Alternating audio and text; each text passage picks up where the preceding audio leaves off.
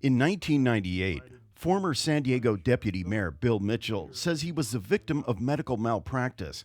He was diagnosed with glaucoma in his left eye and underwent laser surgery to ease the pressure. The doctor sent him home with a list of 4 warning signs to look out for. 2 weeks later, Mitchell had pain in his left eye. So I ran to the mirror and I noticed it was red and a discharge, and I was losing my vision. These were the warning signs Mitchell was told about. They indicated a medical emergency. Mitchell immediately called his surgeon, but it wasn't until later that afternoon that he actually saw him. When he took one look at me, he hurriedly took me over to the retina department, and they inserted 18 shots of antibiotic into my eyeball. Mitchell was left legally blind in his left eye. He went to 16 different attorneys to try to find someone to handle what he felt was a strong malpractice claim.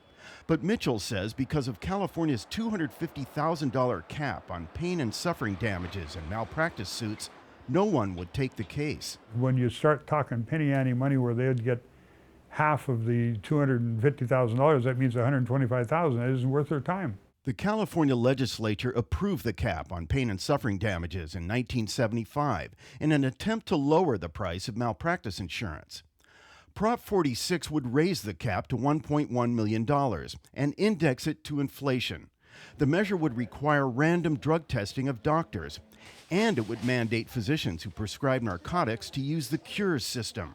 That's a statewide database that can indicate whether a patient is doctor shopping for dangerous drugs. Proponents say Prop 46's 3 elements would enhance patient safety. But it's the idea of raising the cap on malpractice awards that's drawing most of the attention. The real story behind Proposition 46? Start with the trial lawyers. They wrote and paid for Prop 46. Why? Pretty simple. To make millions from more medical lawsuits and higher jury awards. Dr. Robert Wales is a specialist in pain medicine and is former president of the San Diego County Medical Society. He's a staunch opponent of Prop 46. In fact, he's put no on 46 signs all over his Encinitas office. Dr. Wales says lifting the cap will drive up the cost of malpractice insurance. That cost is going to be passed on to all of us.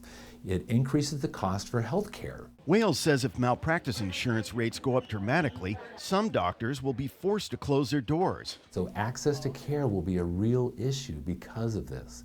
And we don't want to decrease access to care in a time like this when we're trying to expand access to care. Carmen Balber is executive director of the nonprofit Consumer Watchdog. Her group is the driving force behind Prop 46. She says the No on 46 campaign is funded primarily by malpractice insurance companies. Collectively, opponents have raised more than $56 million to defeat the initiative. In contrast, supporters have amassed about $7 million. Balber says arguments against the measure are just scare tactics. The last thing the insurance industry wants to do is play a fair game and say, well, what we really don't want to do is allow a few more families to go to court and hold dangerous doctors accountable. Balber says changing the nearly 40-year-old cap on pain and suffering awards is central to Prop 46. But the other pieces are too, and that's because deterring substance abuse, whether it's by physicians or patients, and deterring medical negligence is going to save lives across the board. A study in the Journal of Patient Safety estimates more than 400,000 Americans die each year as a result of medical mistakes. A field poll in early July showed 58% of likely voters were in favor of Prop 46. That support had dropped to nearly 34% by early September. Kenny Goldberg, KPBS News.